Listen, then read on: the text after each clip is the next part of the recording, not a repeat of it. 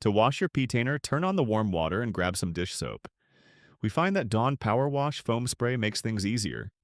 Spray the soap to cover all the surfaces of the retainer and proceed to scrub the inner and outer surfaces.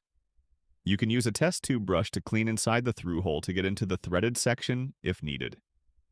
Be sure to rinse thoroughly so no soap residue is left behind. Now follow the same procedure for the silicone gripper. Spray the soap on the gripper and proceed to scrub the inner and outer surfaces. Again, rinsing thoroughly to remove all traces of soap.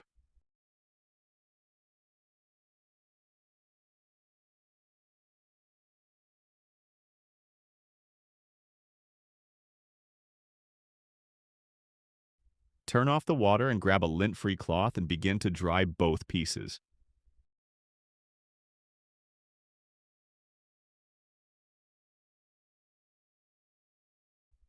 Set each piece aside in a dry area after you're done.